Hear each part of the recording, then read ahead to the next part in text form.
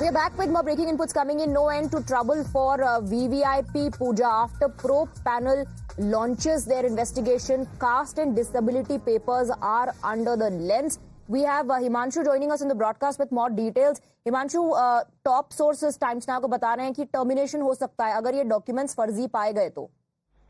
बिल्कुल बिल्कुल, देखिए सरकार की तरफ से जिस तरीके की प्रोसीडिंग होती है वही प्रोसीडिंग जो है हमें जानकारी मिली है। गवर्नमेंट के सोर्सेस कह रहे हैं कि पूजा खेड़कर जिन्होंने कि अपना ओबीसी का नॉन क्रीमी सर्टिफिकेट जो लगाया था, उसके अलावा उन्होंने शारीरिक रूप से विकलांगता का जिसमें वो मानसिक और दृष्टिबाधित मतलब वो अच्छे से देख नहीं सकती थी, ये वाला सर्टिफिकेट उन्होंने लगाया था, जमा किया था अपनी सर्विस के करने के दौरान में।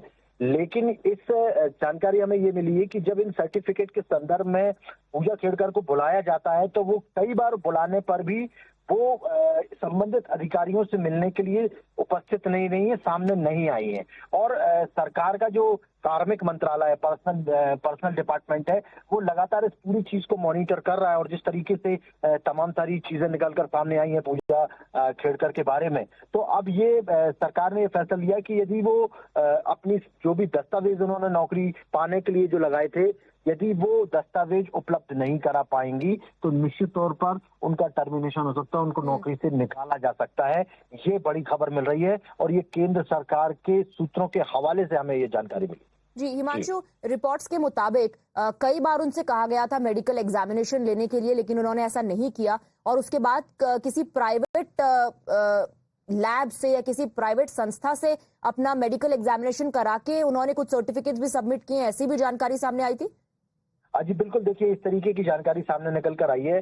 दरअसल में क्या है कि सरकारी नौकरी जब आपको मिलती है तो किसी भी व्यक्ति को सरकार से ही संबंधित जो मेडिकल होते हैं या हॉस्पिटल्स होते हैं या सरकारी अधिकारी जो कि डॉक्टर होता है, उससे ही सर्टिफिकेट लेकर जमा करना पड़ता है। क्योंकि सरकार का व्यक्ति जब ये सिद्ध कर दे कि हाँ आप मानसिक रूप से या दृष्टिबाधित रूप से आप विकलांग हैं, दिव्यांग हैं, तभी वो माना जाएगा। और चूंकि पूजा के मामले में लगातार देखने को मिल रहा है कि जिस तरीके से उन्होंने सर्टिफिकेट जमा किए हैं, प्रथम दृष्टया पहली बार में देखने पर ही ये लग रहा है कि उन्होंने कहीं ना कहीं फर्जीवाड़ा करने की कोशिश की है। और उसी की जांच के लिए लगातार अधिकारियों ने उनके सर्टिफिकेट लेकर उन्हें बुलाया, लेकिन वो नहीं पहुंची हैं। और जानकारी ये भी मिल रही है कि जो सर्टिफिकेट ऑलरेडी लगाए गए हैं वो फर्जी हैं। तो जांच चल रही है और जैसे ही बहुत जल्द ये जांच खत्म हो जाएगी उनको बुलाया जाएगा। और यदि वो इस बार अपने सर्टिफिकेट लेकर एक बार फिर से नहीं आती है तो निश्चित तौर पर केंद्र सरकार की तरफ से जो पर्सनल विभाग है, कार्मिक विभाग, उसकी तरफ से कार्रवाई की जा सकती है। जी हिमांशु, बहुत बहुत शुक्रिया आपका इस पूरी जानकारी के लिए। There are some political reactions coming in as well from both sides of the political divide. Let's listen in.